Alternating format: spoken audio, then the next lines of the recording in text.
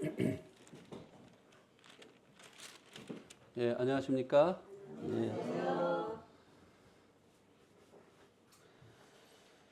예, 오늘은 어제에 이어서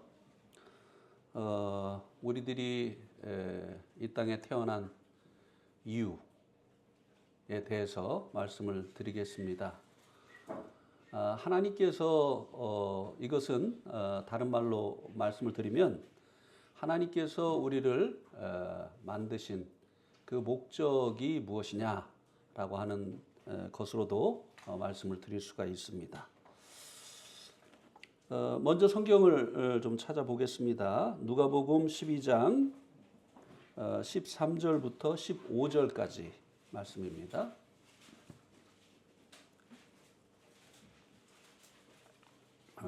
누가복음 12장 13절, 14절, 15절. 예.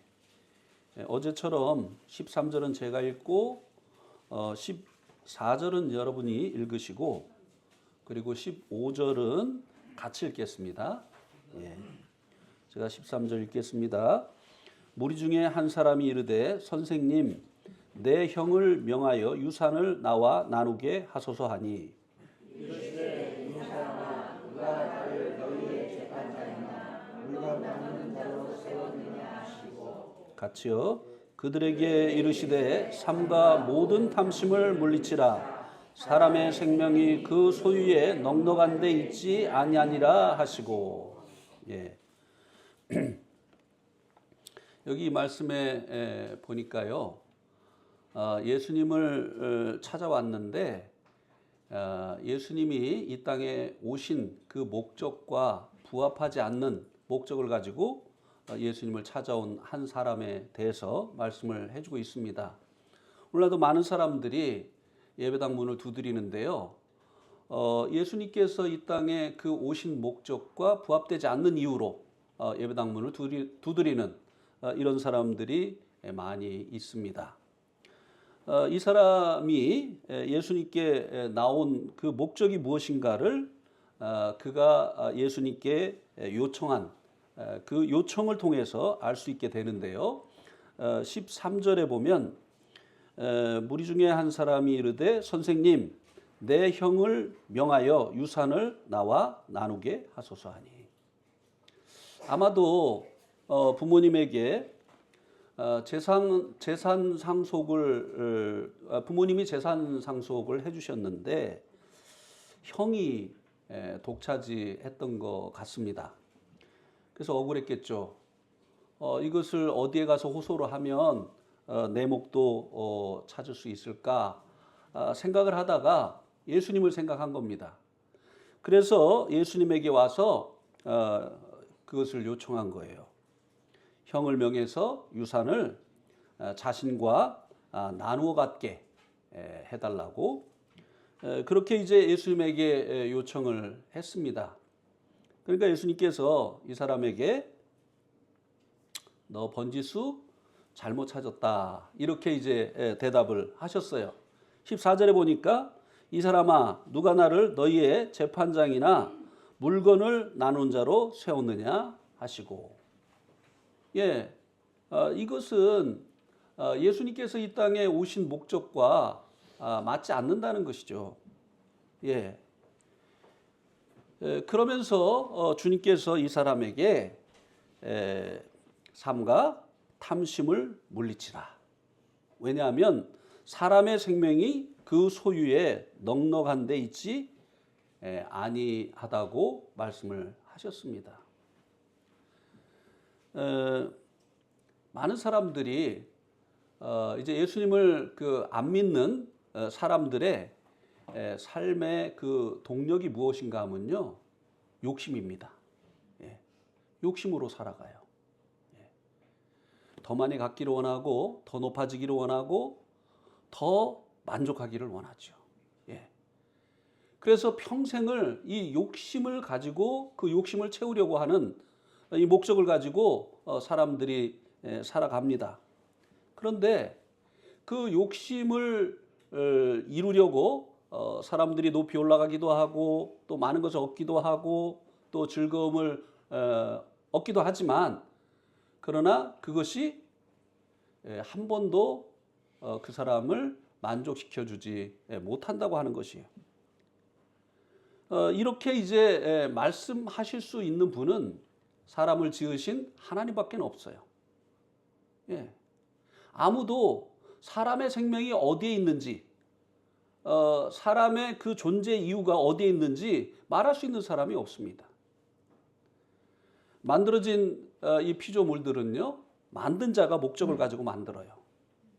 그렇기 때문에 자기가 왜 만들어졌는지, 내가 존재하게 되어진 그 이유가 무엇인지를 알려고 하면 자기를 만든 그 도자기들은 이제 도공에게 가서 물어봐야 되겠죠. 그래서 사람의 그 존재 이유를 아시는 분은 바로 하나님이시죠. 왜냐하면 하나님께서 사람을 지으셨기 때문에, 하나님께서 사람도 목적을 가지고 지으셨기 때문에 사람의 생명이 어디에 있다, 인간이 존재하는 이유가 어디에 있다라고 말씀하실 수 있는 분은 하나님이세요. 그래서 이 말씀을 통해서 예수님께서 사람을 지으신 하나님이시다라고 하는 것을 나타내 보여주신 것입니다. 사람의 생명이, 사람의 존재 이유가 소유에 넉넉한 데 있지 않다고 하는 것입니다. 그것을 위해서 사람이 존재하는 것이 아니라는 거예요. 예. 그런데 사람들은 그렇게 생각하고 살아갑니다. 그래서 뭐 이런 말들을 하죠. 뭐니 해도 머니다. 예. 영어로 돈이 머니입니다. 그래서 뭐니 해도 돈이다. 그래서 사람들이 돈을 많이 벌면 그로 인해서 내 인생에 행복이 찾아올 것이라고 생각을 하고 돈 버는 이 일을 위해서 생을 다 투자하죠. 그죠? 그래서 어떤 분들이 그러더라고요. 아마겟돈 전쟁. 그러니까 이제 인류의 최후의 전쟁이 아마겟돈 전쟁인데, 아마겟돈 전쟁도 아마 갯돈 때문이었을 것이라고. 예. 전쟁의 원인도 갯돈, 돈. 예. 예. 뭐니 해도 머니고, 그 다음에 땅땅거리면서 살려면 뭐가 있어야 된다고요? 땅이 있어야 된다. 뭐 이거죠. 그래서 사람들이 그 소유의 그 넉넉한데 삶의 그 이유가 있다라고 생각을 하고 그렇게 살아갑니다. 예. 그런데 그렇지가 않은 것이죠. 예. 그렇지 않은 이유를 이제 20절에서 말씀을 해주고 있는데요. 여러 가지 이유가 있습니다만 한번 보세요. 20절에 보면 하나님은 이르시되 어리석은 자여 오늘 밤에 내 영혼을 도로 찾으리니 그러면 내 준비한 것이 누구의 것이 되겠느냐 하셨으니, 자기를 위하여 재물을 쌓아두고 하나님께 대하여 부요하지 못한 자가 이와 같으니라. 예. 이 사람은 평생을 이 재물을 쌓아두는 일을 위해서 살았는데 죽음의 순간이 다가오면 재물이 이 사람을 위해서 해줄 수 있는 일이 아무것도 없다는 거예요. 예, 가난한 사람만 죽는 게 아니에요. 부자도 죽어요. 왜냐하면 그는 이 생을 온전히 이 돈을 위해서 살았는데 돈은 마지막 순간에 아무런 역할을 해줄 수가 없다고 하는 것입니다.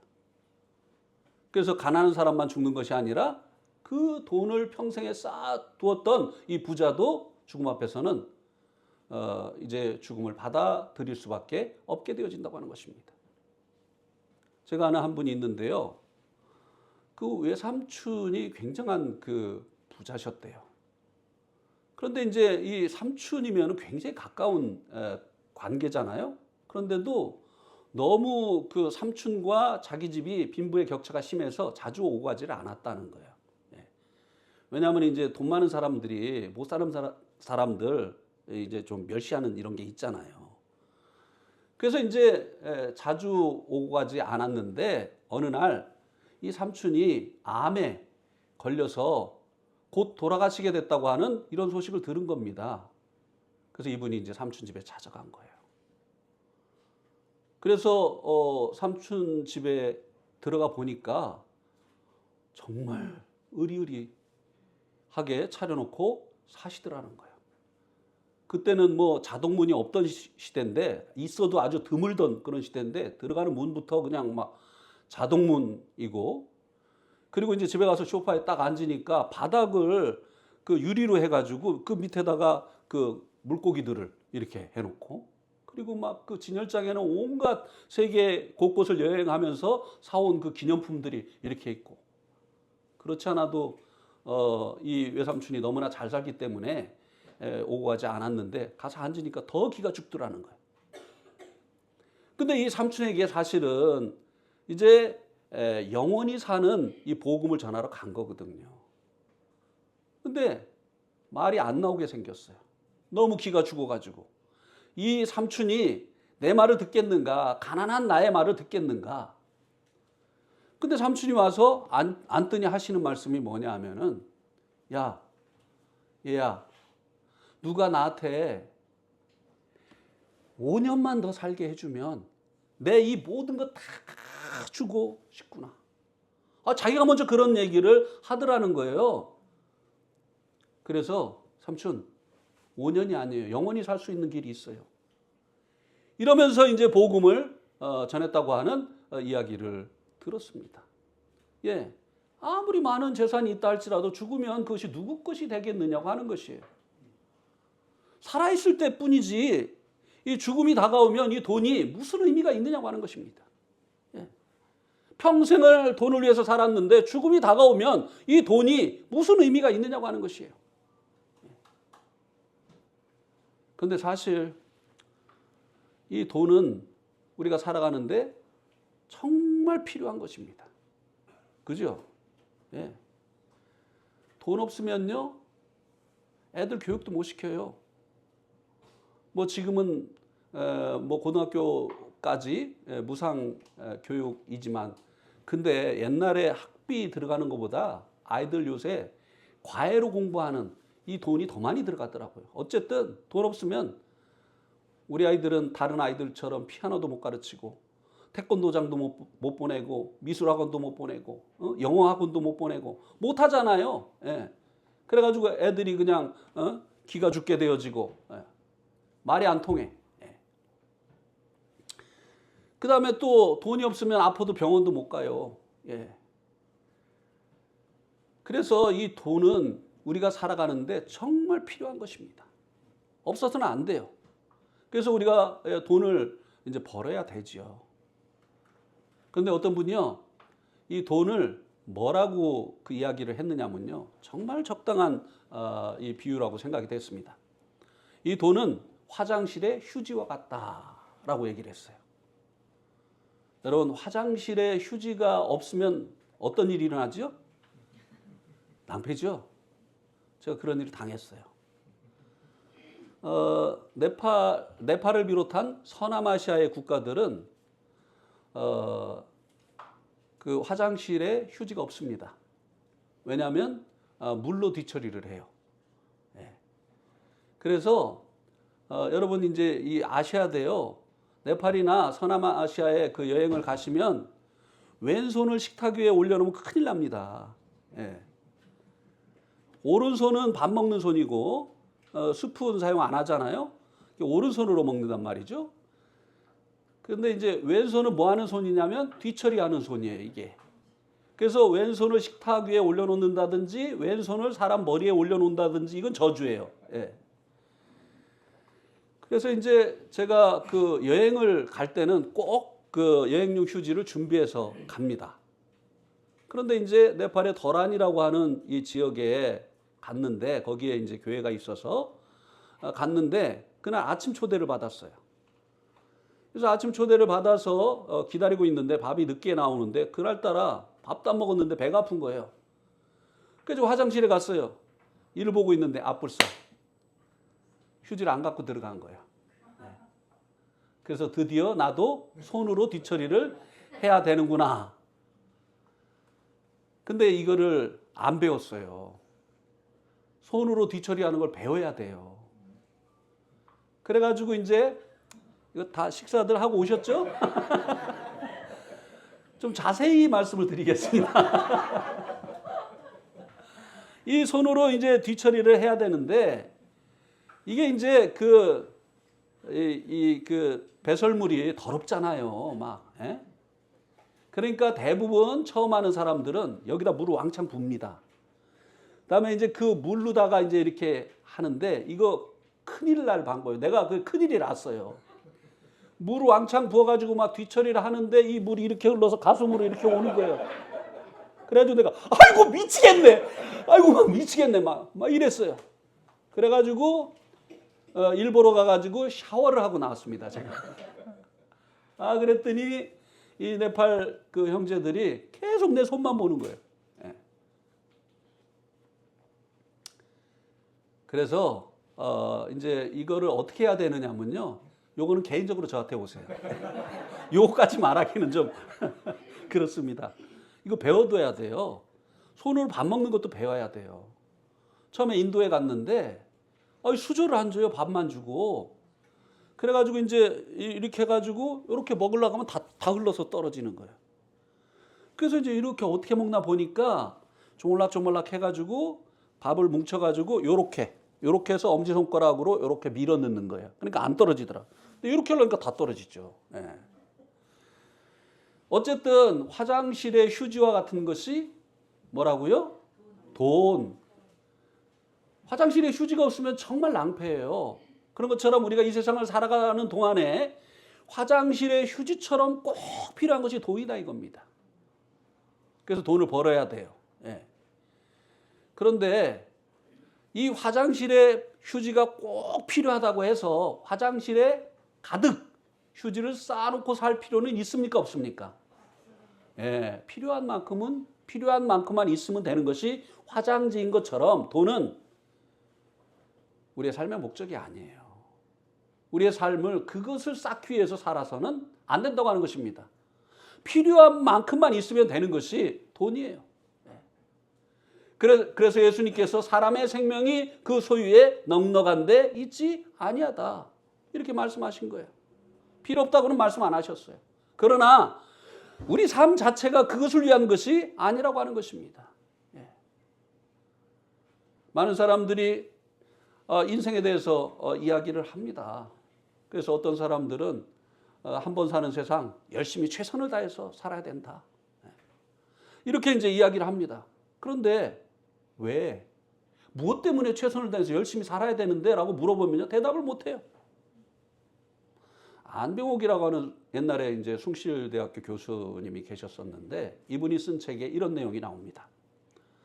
어느 날 많은 사람들이 무리를 지어서 이 사람이 이제 집 옥상에 올라가 있는데 많은 사람들이 무리를 지어서 어디론가 달려가고 있더라는 거예요. 그래서 어디로 가지? 나도 가봐야지. 그래서 이제 내려가 가지고 그 달려가고 있는 그 무리에 끼어서 달려가기 시작을 했어요. 달려가는데 궁금해요. 어디로 가는지. 그래서 뒤에 가는 사람에게 어디로 갑니까? 그러니까는 우리 어디로 가는 겁니까? 그러니까 앞에를 가르치면서 앞에서 뛰니까 따라가는 겁니다. 앞으로 막 달려가 가지고 맨 앞에 있는 사람에게 어디로 지금 뛰고 있는 겁니까? 뒤에서 쫓아오니까. 최선을 다해서 막 서로 뛰는 거예요. 근데 목적이 없어. 왜 인생을 열심히 살아야 되는데? 최선을 다해야 되는데 왜냐 이거예요. 도대체 인생의 목적이 무엇이냐는 것이죠. 사람들이 목적이 없어요. 돈도 열심히 벌고 뭐 일도 열심히 하고 열심히들 하는데 왜냐고 물어보면 대답을 못하는 것이에요. 이것에 대한 해답은 성경에서 찾아야 됩니다. 왜냐하면 성경은 하나님의 말씀이고 하나님은 우리를 지으신 분이시기 때문에 하나님께서 우리 인생을 지으실 때 목적을 가지고 지으셨기 때문에 그렇습니다. 성경은 우리 존재의 이유를 무엇이라고 말씀해 주고 있는지 한번 찾아보겠습니다. 요한복음 6장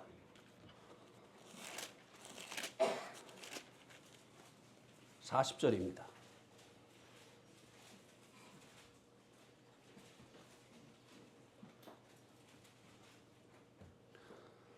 같이 한번 읽겠습니다. 요한복음 6장 40절 시작.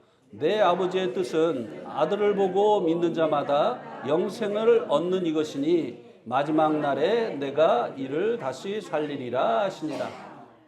내 아버지의 뜻은, 하나님의 뜻은 아들을 보고 믿는 자마다 무엇을 얻는 이것이라고요? 영생을 얻는 이것이다. 하나님께서요, 사람을 이 땅에 존재하게 하신 이유는 돈이 아니라는 거예요. 명예도 아니라는 것입니다. 쾌락을 위해서 지으신 것도 아니라는 거예요. 영생을 위해서 하나님께서 지으셨다는 것입니다. 영생이 우리가 이 땅에 태어난 이유예요. 하나님께서 영생을 계획하시고 우리를 이 땅에 태어나게 하셨다고 하는 것입니다. 우리 한번 디도서 1장 2절 말씀도 한번 보시겠습니다. 디도서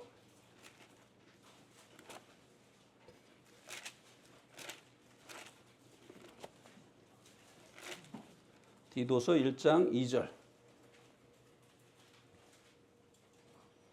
여기도 보면 영생의 소망을 위함이라.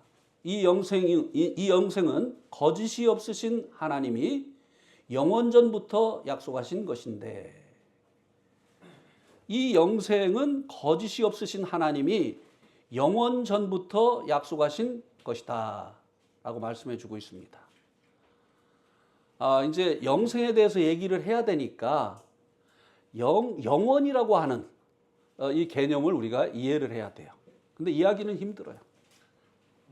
왜냐하면 우리는 시간 세계 속에 살고 있기 때문에. 그래서 이 영생도요, 그냥 시간적인 개념으로 이해를 하기 때문에 성경을 이해하는데 정말 어렵습니다. 영원이라고 하는 것은요, 시간 세계가 시작하기 전부터 존재했던 것이에요. 하나님의 세계를 얘기합니다. 예.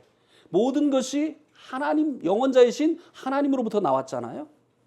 그래서 이제 하나님께서 이제 천지를 창조하시면서부터 시간 세계가 시작된 거예요. 이 시간 세계 속에는 과거, 현재, 미래가 존재합니다. 영원 세계는 항상 현재예요. 예. 영원 세계는 시간이 없어요. 그러니까 어떤 분들이 그래요. 우리가 지금은 주님을 조금밖에 모르지만 이제 주님 나라에 가가지고 주님을 계속해서 계속해서가 없어요. 영생 안에는. 여기서 배우면은 그거로 영생 세계에 들어가서 그냥 살아야 되는 거예요. 예. 그러니까 여기서 못 배운 거 거기 가서 배우면 되지. 아니에요. 여기서 배워야 돼요. 예. 그래서 이 영원한 때 전이라고 하는 것은 뭐냐면요, 시간 세계가 시작되기 전을 말하는 거예요. 예. 이 시간 세계가 영원 세계로부터 나왔잖아요. 그럼 이 시간 세계가 끝나고 나면 어디로 들어가느냐? 다시 영원 세계로 들어가는 거예요. 예. 그런데 영원한 때 전부터 약속하신 것이 뭐라고요? 영생이다. 이렇게 얘기를 했어요. 그러면 영원한 때 전에는 아무것도 창조되지 않았잖아요. 또 우리 인생들도 없잖아요. 근데 영원한 때 전부터 약속한 것이 영생이다. 이 말은 뭐냐면은 사람이 지어지기 전에 약속하신 것, 이건 뭐냐면요, 사람을 지으시기 전에 하나님이 사람을 향해서 가지셨던 계획이라는 거예요. 무엇 때문에 하나님께서 사람을 지으셨느냐? 영생을 생각하시고 사람을 지으셨다는 거예요. 이 컵을 물을 담기 위해서 만든 것처럼 하나님께서 사람을 지으시기 전에 하나님께서 영생을 위해서 사람을 지으셨다는 것입니다. 예. 그래서 만들어진 그 목적대로 존재하지 않는 것들은요, 그것은 의미가 없는 것입니다. 자, 한번 예를 들어 보겠습니다. 이 시계가 만들어진 목적이 뭐죠? 시간을 알려주기 위해서 만들었어요. 근데 이 시계가 번쩍번쩍 빛나는데 시간을 못 알려줘요. 그러면 이 시계가 가치가 있습니까? 없어요. 제가 네팔에서 한 아가씨를 상담을 했어요. 그리고 이제 그 다음 제가 이제 또 약속이 있었기 때문에 끝나고 나가지고 이 아가씨에게 제가 이제 그때 시계를 안 차고 가가지고 이 아가씨가 시계를 차고 있길래 지금 몇 시예요? 그러니까 갑자기 손을 뒤로 이렇게 숨기는 거예요. 왜? 그러니까 막 이렇게 말도 안 하고 막 고개만 막 흔들어요. 아, 왜 그랬는데? 내가 너무 그 해서는 그 안 되는 그 질문을 한 거예요. 왜냐하면 고장난 시계를 차고 있었거든요. 근데 지금 몇 시냐고 하니, 에? 이게 패션 시계였던 거예요. 패션을 위해서 차고 있었던 거예요. 예. 시간을 알려주지 못하는 이 시계는요, 가치가 없어요. 자, 하나님께서 사람을요, 무엇을 위해서 창조하셨다고요? 그러니까 하나님 보실 때는 부자도요, 가치가 없는 거예요. 유명한 사람도 가치가 없는 거예요. 예. 사람들의 선망의 대상이 되는 그런 사람들도 하나님 보실 때는 가치가 없는 거예요. 하나님께 가치 있는 인생은요, 하나님 계획하신 영생을 얻은 사람들이에요. 왜냐하면 하나님께서 사람을 지으실 때 영생을 계획하시고 하나님께서 사람을 지으셨기 때문이라고 하는 것입니다. 그런데 이제 영생이 무엇이냐? 하나님께서 계획하신 이 영생이 무엇이냐라고 하는 것입니다. 여러분이 한번 대답해 주시죠. 무엇을 보고 영생이라고 하죠? 무엇을 보고 영생이라고 하죠? 예, 여러분이 알고 있는 거 한번. 영원히 사는 거. 그러니까 이제 그 영생을 늘려서 얘기하신 거죠. 영생, 영원히 사는 삶. 예.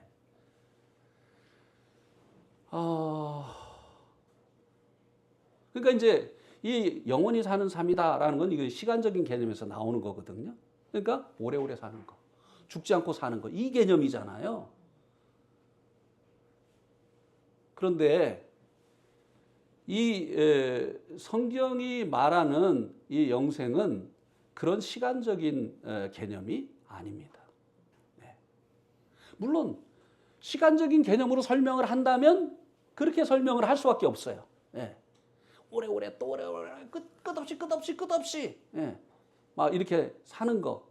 근데 시간이 없는데 끝없이라고 하는 거, 오래오래라고 하는 게 이게 무슨 의미입니까? 네. 근데 이제 시간 세계에 사는 우리들에게 설명을 하려면 그렇게밖에는 이제 설명을 할 수밖에 없는 거죠. 예. 그런데 여기 한번 봅시다. 창세기 3장에 보면 3장 22절에 보면요.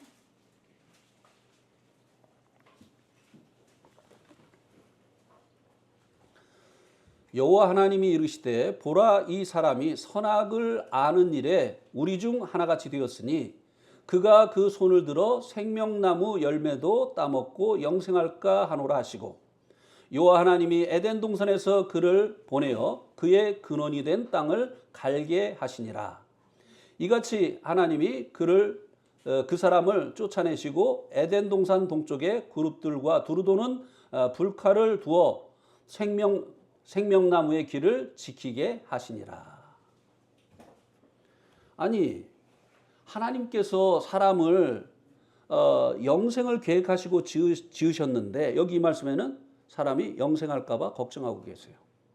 그리고 영생할까 봐 먹으면 영생하는 생명나무가 있는 에덴 동산에서 그들을 쫓아내시고 혹이라도 다시 들어올까 봐 천사들하고 화염검을 가지고 그 입구를 지키게 하십니다. 이게 어떻게 된 일인가요? 영생을 계획하신 하나님이 지금은 영생을 사람이 얻을까 봐 걱정하고 계세요. 못 얻게 하시고 계십니다.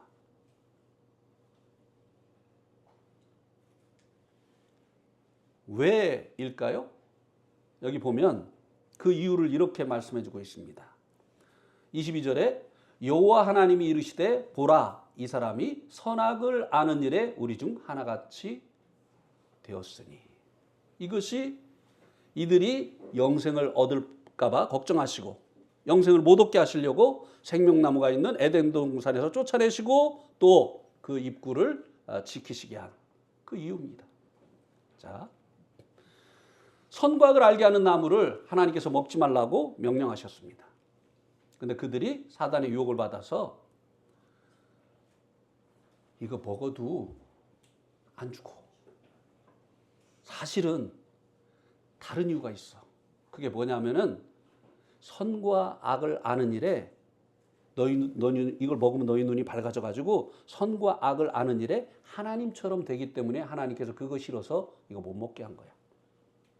죽어서가 아니라. 이 거짓말에 속았어요. 그래서 성경은요, 이 마귀를 처음부터 살인한 자라고 했어요. 어떻게? 거짓말로. 그는 거짓의 아비라고 했어요. 사단이 이 거짓말을 가지고요, 하나님이 정령 죽으리라 그랬는데 안 죽어. 오히려 이것을 먹으면 너희 눈이 밝아져서 선과 악을 아는 일에 하나님처럼 된다.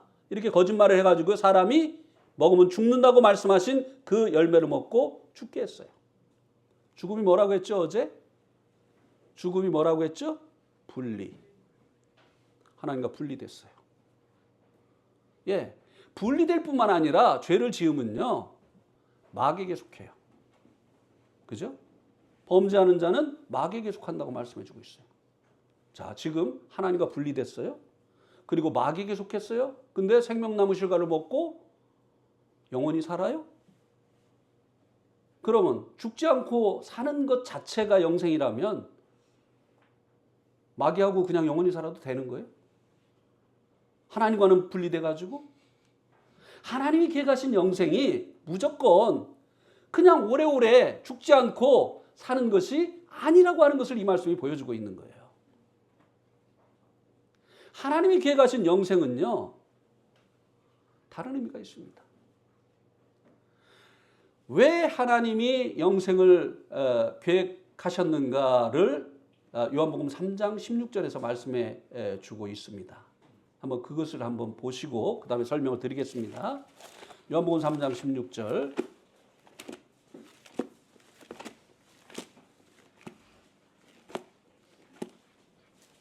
요한복음 3장 16절 성경의 주제 말씀이죠. 교회를 다니시는 분들은 이거 다 암송하세요. 대부분 교회 다니시는 분들이죠. 예. 그러면은 한번 성경 보지 말고 저를 보세요. 예. 그리고 암송하겠습니다. 시작. 하나님이 세상을 이처럼 사랑하사 독생자를 주셨으니 이는 저를 믿는 자마다 멸망치 않고 영생을 얻게 하려 하심이라. 하나님께서 독생자를 주신 그 목적이 예수님을 믿고 멸망치 않고 무엇을 얻게 하시려고 하셨다고요? 영생. 근데 이 영생을 얻게 하시려고 하신 그 이유가 뭐라고 했느냐면 하나님의 세상을 이처럼 사랑하사. 여기 세상은 세상에 있는 사람들이에요. 하나님이 왜 영생을 계획하셨느냐? 사람들을 사랑하셨기 때문이에요. 예.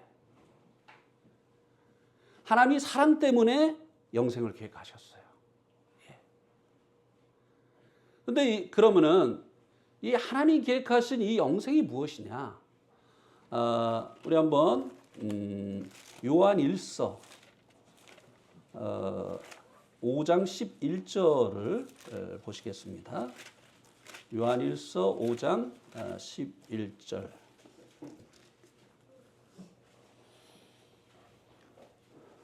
(11절) (12절) 요한 1서 5장 11절 12절. 또 증거는 이것이니 하나님이 우리에게 영생을 주신 것과 이 생명이 그의 아들 안에 있는 그것이라. 아들이 있는 자에게는 생명이 있고 하나님의 아들이 없는 자에게는 생명이 없느니라. 하나님 우리에게 영생을 주셨는데요, 이 생명이 그의 아들 안에 있는 그것이라고 했어요. 그래서 아들이 있는 자에게는 생명이 있고 하나님의 아들이 없는 자에게는 생명이 없다고 했어요. 영생이 무엇이냐면요, 하나님의 아들이 우리 안에 오신 게 영생이에요. 네. 하나님의 생명이신 하나님의 아들이 우리 안에 오신 게 영생이에요. 다시 바꿔 말하면 영생은 뭐냐면요, 하나님과 더불어서 영원히 사는 거예요. 그냥 오래오래 사는 거는 의미가 없어요. 마귀와 오래오래 사는 게 그게 무슨 영생입니까? 하나님과 더불어서 계속 살아가는 거. 이게 하나님이 계획하신 영생이에요. 일반 교회에서는 그렇게 배웠거든요. 네. 그래서 하나님과 더불어서 영원히 사는 것이 이 영생인데 왜 영생을 계획하셨다고요?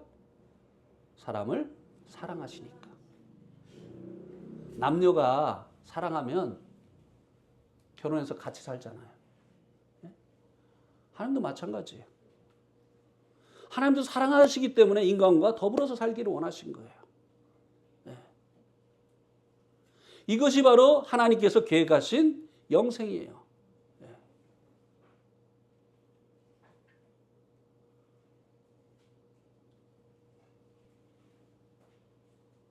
이 두 사람도 사랑하니까 결혼해서 같이 살잖아요. 그죠?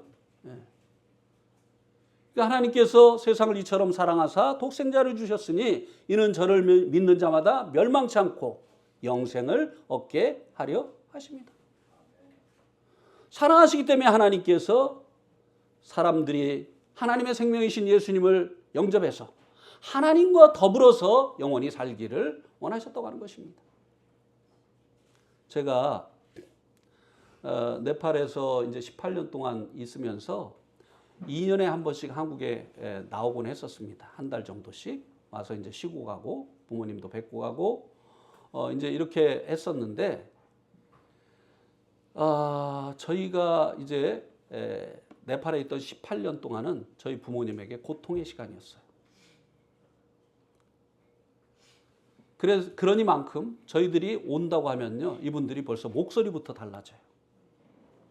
저희가 아버지 이번 7월 며칠 날 한국에 갑니다. 그러면 그래?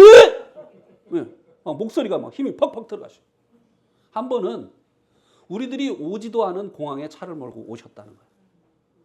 공기 마시고 가려고. 네.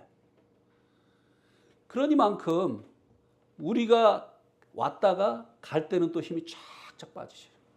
네. 올 때는 막 힘이 넘치시는데 간다고 하면 이제 갈 날이 다가오면 힘이 쫙쫙 빠지셔요. 저희 어머니는요, 매번 왔다 갈 때마다 그렇게 얘기를 하세요. 현웅아, 내 건강은 내가 아는데 다음에 너 올 때 나 못 봐. 무슨 말이죠? 그만하고 좀 돌아와. 네. 그거예요. 네.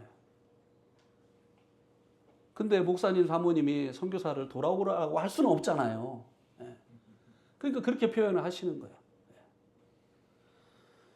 그래서 한 번은 이제 돌아갈 날을 얼마 남겨두지 않고 이제 아버지하고 동생하고 이제 같이 식사를 하고 있었는데요. 동생이 아버지 오늘 저 그 회사에서 야근하고 집에 못 들어와요. 아버지가 아무 반응이 없으셨어요.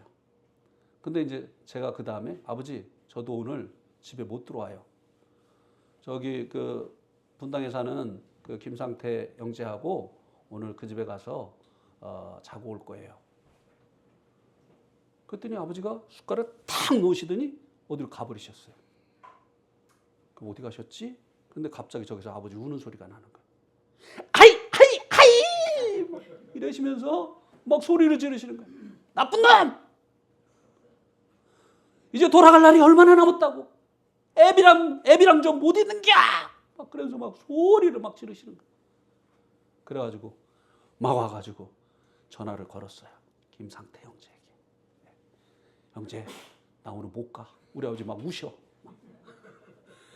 그래가지고 아버지랑 목욕 가고 아버지랑 시간을 보내니까 그렇게 좋아하시는 거예요.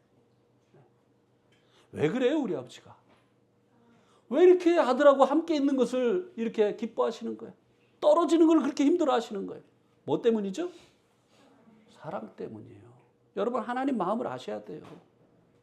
왜 하나님이 영생을 얻기를 원하시는지, 여러분들이 예수님을 마음에 모시고 그분과 더불어서 사시는 이 영생을 얻기를 원하시는지 여러분은 그렇게 사랑하시는 거예요. 하나님의 이게 기쁨이에요. 네. 자식들이 명절 때 돼서 그 부모 집에 오면 그냥 그 온 걸로 부모들이 기뻐하잖아요. 근데 막 갈 때가 되면 막 어쩔 줄 모르시잖아요. 막. 왜 그래요? 이게 부모 마음이에요. 근데 자식들은 그 부모 마음도 모르고 말이죠. 이번 명절에는 못 가요. 뭐.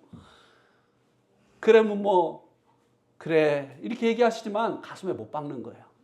예? 좀 알아야 돼요. 우리 자식들. 저도 자식일 땐 잘 몰랐어요. 근데 이제 이게 부모가 되고 나니까 어버이날 안 와, 이것들이.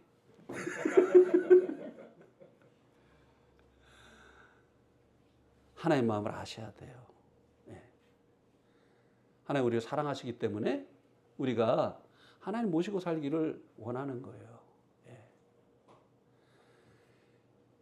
그런데 우리가 이제 이 하나님이 계획하신 이 영생을 얻지 못하게 되어지면요, 그 어떤 것으로도 우리의 마음이 채워지지가 않습니다. 예. 자, 우리 한번 예레미야 2장 13절 말씀을 한번 보시겠습니다.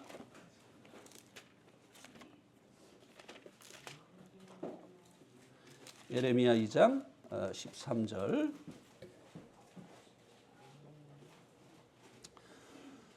예레미야 2장 13절에 보면 내 백성이 두 가지 악을 행하였나니 곧 그들이 생수에 근원되는 나를 버린 것과 스스로 웅덩이를 판 것인데 그것은 그 물을 가두지 못할 터진 웅덩이들이니라. 하나님의 백성 이스라엘이 두 가지 악을 행하였다고 말씀해 주고 있습니다. 그 첫 번째는 그들이 생수에 근원되는 나를 버린 것이라고 했어요. 왜 그랬을까요? 하나님보다 자기들을 더 잘되게 해줄 바알이라고 하는 신을 그들이 바라본 거예요. 자기들 위에 있는 이 두로와 시돈이라고 하는 이 국가는 영토가 조그매요. 근데 너무 잘 사는 거예요. 지중해 연안의 섬나라들을 다 정복하고 식민지로 두고 그리고 너무나 잘 사는 거예요. 자기들은 맨날 여기저기서 침입받고 그리고 이제 고생하면서 살아가고 있는데 자기들은 나름대로 하나님을 의지하고 이제 살아가는데 이 두로와 시돈이라고 하는 이 두로와 시돈이 이제 그 당시에는 지금은 이제 페니키아로 알려져 있죠. 이 나라가 너무 잘 사는 거예요. 가만히 보니까 그들이 어떤 신을 섬기냐면 바알 신을 섬기는 거예요. 그러니까 하나님 버린 거예요. 저 신을 섬기면 우리도 저렇게 잘 살겠구나. 이게 하나님께 대해서 악이에요. 아니 아무리 옆집 그 아저씨가 자기 자녀들을 잘 먹이고 잘 키운다고 해도 자기 아버지 버리면 안 되잖아요. 자기 아버지 버리고 이분이 이제는 오늘서부터 이분이 내 아버지야 이러면 안 되잖아요. 이거보다 큰 죄가 어디 있어요 부모에게. 폐륜하죠. 폐륜화. 이게 악이라고 했어요. 우리가 하나님을 버린 거. 이게 어떤 우리가 이제 성경 공부를 하는데 이제 사도행전을 이제 성경 공부를 하는데 아니 예수님이 그렇게 그 시대 사람들에게 뭐 물로 포도주도 만드시고 오병이의 기적도 일으키시고 심지어는 죽은 사람을 살리기도 하시고 하는 이런 표적을 일으키셨는데 왜 예수님 안 믿었을까? 우리 같으면 믿었을 텐데 뭘 우리 같으면 믿느냐고 내가 그랬어요. 우리는 그런 거 못 봐서 못 믿었다는 거예요. 예수님이 그런 이 기적들을 행하신 이유가 무엇일까요? 예수님이 이런 기적들을 행하신 것을 성경에 우리 사람들의 입장에서 볼 때 이건 기적이에요. 기적이 뭐죠? 미라클.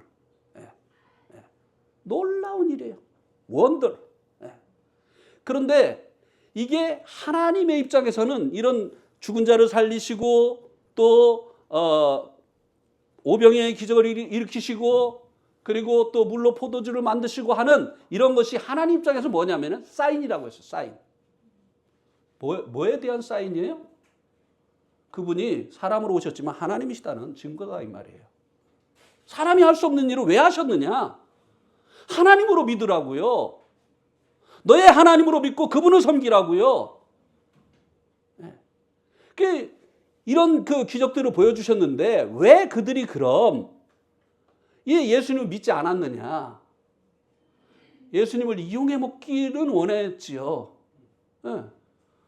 이렇게 막 그냥 막 물로 포도주 만드시고 오병이의 기적을 일으키신 분을 우리가 왕으로 삼으면 우리나라 얼마나 부강하고 우리가 얼마나 편하겠느냐. 그런데 그분이 누구세요? 자기 하나님이잖아요. 자기의 주인이잖아요. 근데 자기의 인생은 내어드리기가 싫은 거예요. 오늘도 마찬가지입니다. 하나님을 마음에 안 받아들이는 이유가 그거예요.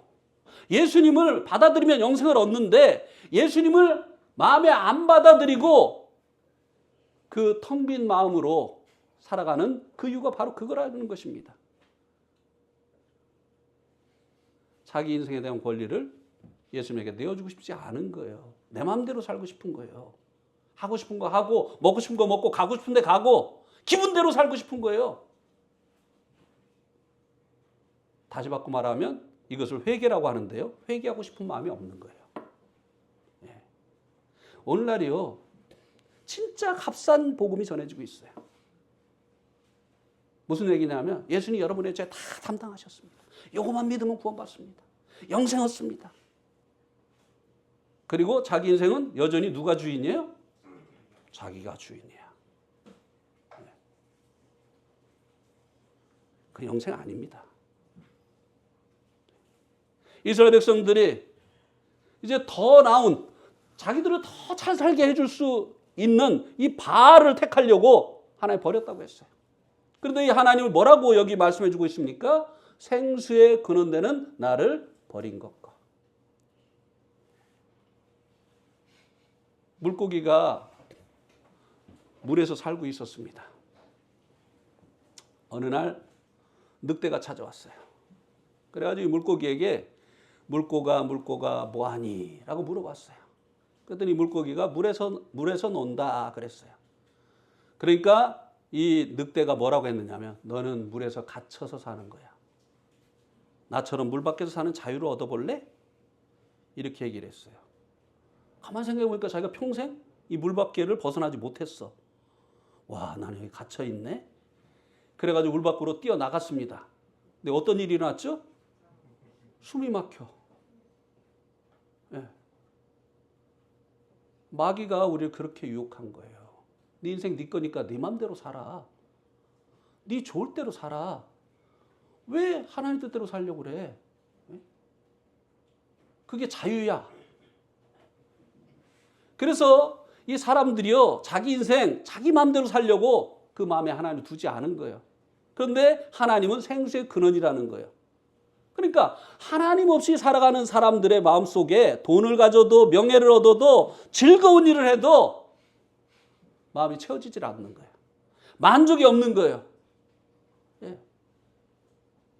여기 그래서 생수의 근원되는 나를 버린 것과 스스로 웅덩이를 판 것인데 이 웅덩이를 물을 저축치 못하는 웅덩이라고 했어요. 이 물을 저축치 못하는 웅덩이를 파는 것이 무엇입니까? 하나님이 아닌 것으로 생의 만족을 얻어보려고 하는 거야. 거기에서 인생의 의미를 찾아보려고 하는 것이에요. 송창식 씨가 이런 노래 불렀죠. 술 마시고 노래하고 춤을 춰봐도 가슴에는 하나 가득 슬픔뿐이네. 무엇을 할 것인가 둘러보아도 가슴에는 하나 가득 슬픔뿐이네.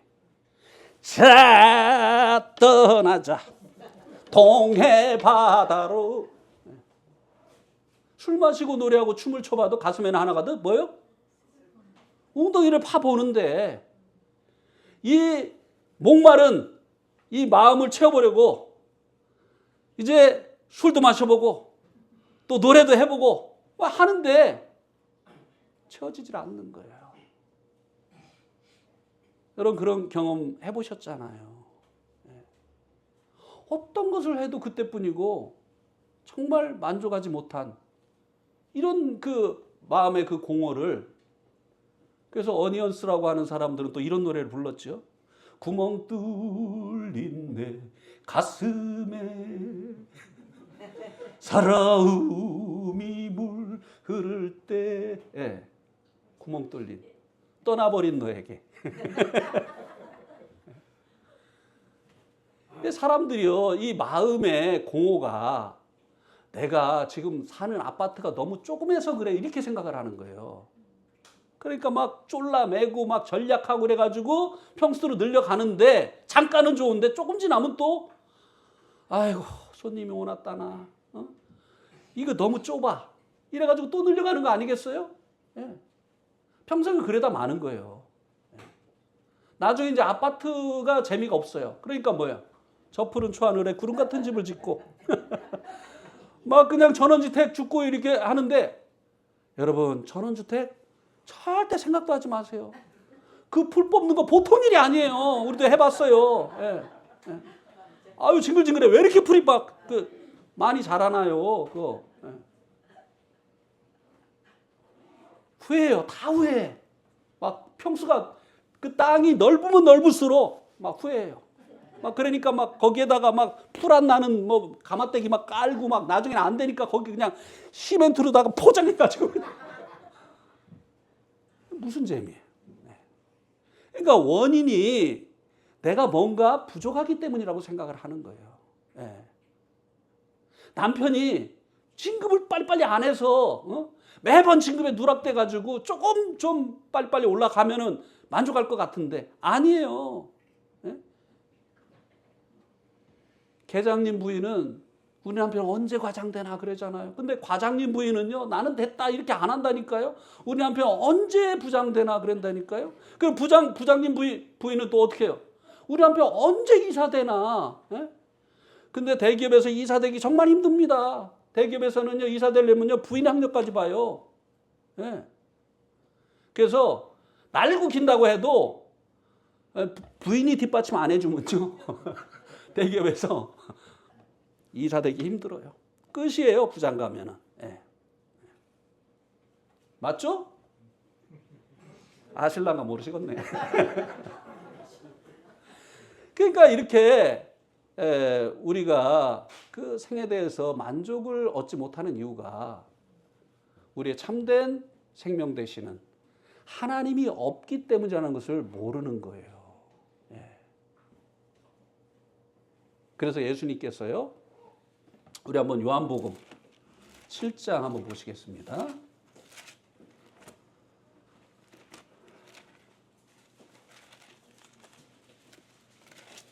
요한복음 7장 37절 보면 명절 끝날 곧 큰 날에 예수께서 서서 외쳐 이르시되 누구든지 목마르거든 내게로 와서 마시라.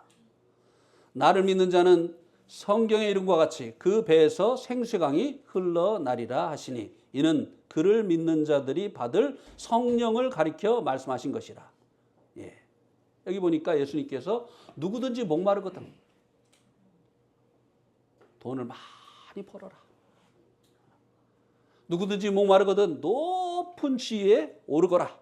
자기보다 아래에 있는 사람 밟고 위에 있는 사람에게는 굽신거리면서 계속 올라가라.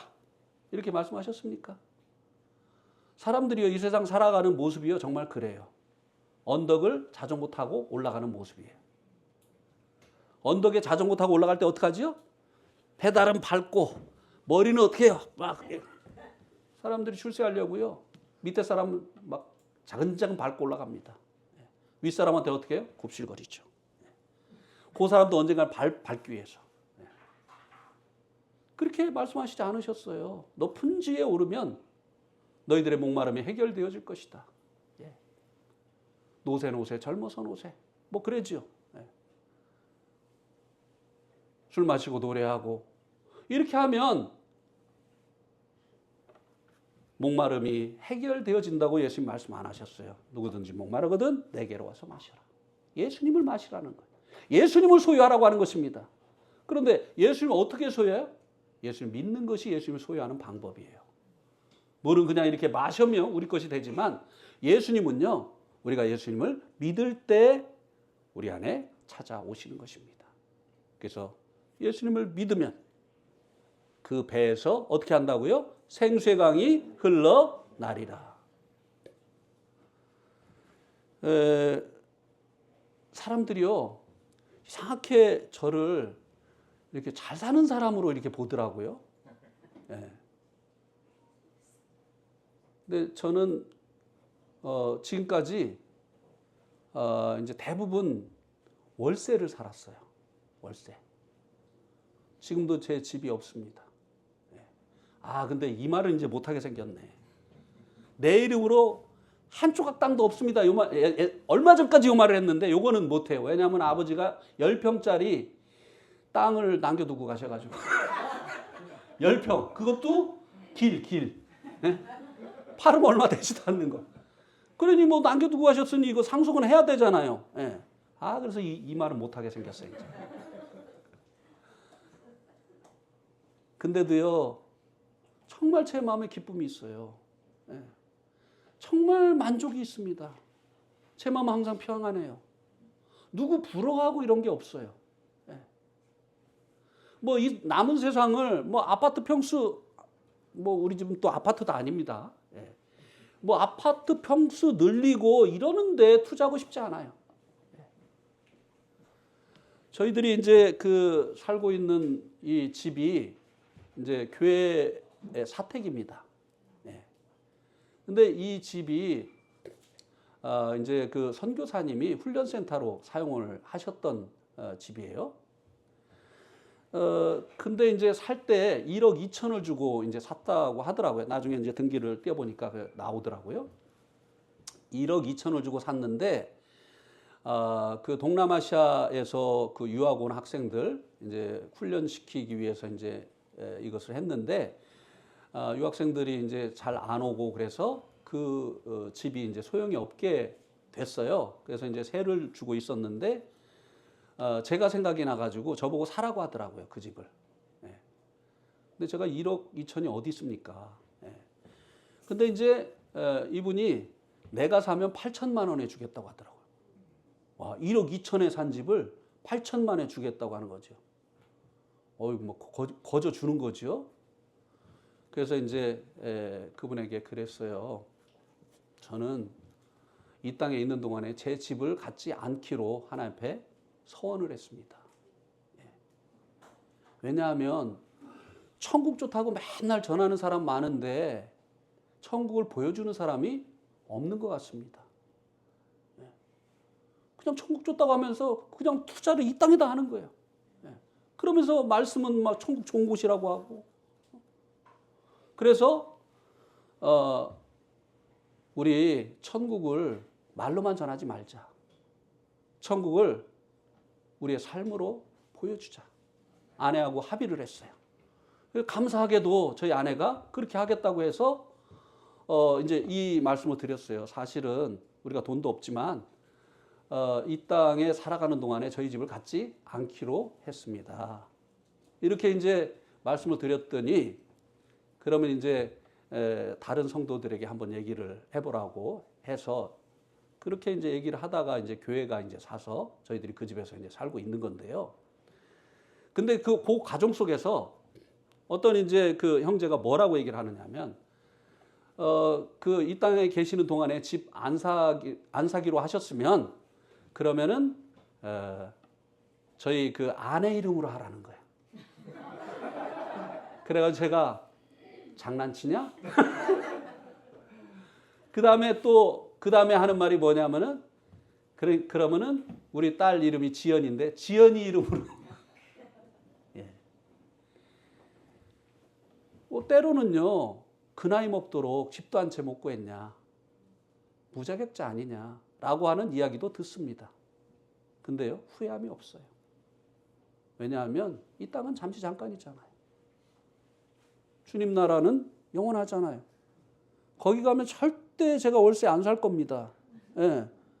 그래서 네팔 형제들한테 그래요. 네팔 형제들은 사실 가난한 나라에 살지만 자기 집 다 있어요. 땅도 많아요. 카트만두 이 수도에 살기 때문에 진짜 부자들이에요. 근데도 계속 나한테 도움을 받으려고 해요. 그래가지고 나한테 손 벌리지 마라. 형제들이 나 오히려 도와줘야 된다. 그래놓고 내가 이 땅에서는 이렇게 살지만 천국 가면은 우리 집 엄청날 거야. 그때 뭐 셋집 하나 달라고 이렇게 하지 말고 지금부터 잘해. 예. 정말이요. 주님이 우리 안에 들어오시면요, 그 배에서 생수의 강이 흘러나게 됩니다. 예, 괜히 좋아요. 괜히 기뻐요. 예. 영생보다 더 큰 것이 어디 있습니까? 아까 그 말씀에서 하나님께 대해서 부여치 못한 자에 대해서 얘기를 했잖아요. 우리가요, 예수님을 소유하면 얼마나 부유한 자가 되어지는 것입니까? 왜요? 하나님의 자녀가 된다고 했잖아요. 자녀이면 뭐예요? 하나님의 상속자가 되어지는 것입니다. 천국이 우리 것이 되어지는 거예요. 이거 실제로 믿음은요, 이게 엄청난 일인 거예요. 예. 네팔에서요, 네팔 아이들이 가끔 외국 그 선교사들에게 입양이 되는 경우가 있어요. 입양이 되는 순간 얘네들은 완전히 신분이 상승하는 거예요. 그래가지고 네팔에서 이런 질문 하지 말라고 해요. 여러분 자녀 저에게 줄 수 있습니까? 이러면은 말씀 끝나면 우리 자녀 데려가세요. 이렇게 하는 거예요. 왜냐하면 완전히 그냥 자기 딸이 가난한 네팔 그 사람의 자녀에서 그냥 천국, 한국을 천국이라고 하거든요. 네팔 사람들은. 예. 천국 자녀가 되니까. 예. 오늘 왜 이렇게 막 가지요? 예. 하나님께서 우리를 지으신 그 목적이 영생을 위함이라고 말씀을 드렸습니다. 영생은 단순히 그냥 안 죽고 오래오래 사는 것이 아니라 하나님께서 우리를 사랑하시기 때문에 하나님께서 우리와 더불어서 살기를 원하시는 것이라고 하는 것입니다. 그래서 우리가 예수님을 믿음으로 소유하게 되어질 때 하나님께서 계획하신 이 영생을 얻게 되어지고, 영생을 얻게 되어지면 이제 목마른 삶을 살지 않게 되는 거예요. 예. 돈을 더 벌어서 만족함을 얻을 수 있을까? 더 높은 지위에 오르면 내가 만족할 수 있을까? 이렇게 갈급한 이런 삶을 살지 않고 청산할 수 있게 되어지고, 오히려 그 배에서 생수의 강이 흘러나는 것처럼 기쁨과 만족, 평안이 넘치는 이 같은 삶을 드디어 경험하게 되어진다고 하는 것입니다. 그래서 이제 내일은 이제 영생을 얻게 하시는 예수님을 믿어야 되는데, 잘 믿어야 됩니다. 예수님을 잘 믿어야 돼요. 네팔에서 제가 있을 때 네팔 사람들이 저를요, 티베트 사람으로 믿었어요. 이거 잘못 믿는 거죠. 무조건 믿습니다 하면 그게 믿음인 줄 아는데요. 믿음은요, 잘 믿어야 돼요. 예. 그래서 예수님을 어떻게 믿어야 되는지. 그러면 또 혹시 내일 또 뭐 안상홍이 예수님이라고 하려고 하나? 이만희가 그거 아니에요. 성경의 예수님. 예. 지금 계속 성경을 가지고 말씀해주고 있잖아요. 성경에서 예수님을 우리에게 어떤 분이라고 말씀해주고 있는지 성경대로 믿어야 되는 거예요. 오늘 사람들이 예수님을 이용해 먹고 있어요. 성경대로 예수님을 믿어야 됩니다. 예. 내일 말씀이 정말 중요합니다. 예. 또 믿음이 무엇인가도 내일 또 말씀을 드리겠습니다. 예. 믿음이 무엇인가가 혼동되는 분들도 많이 있어요. 예. 또 해야 되겠네요. 네. 예, 오늘 말씀 여기까지 드리도록 하겠습니다.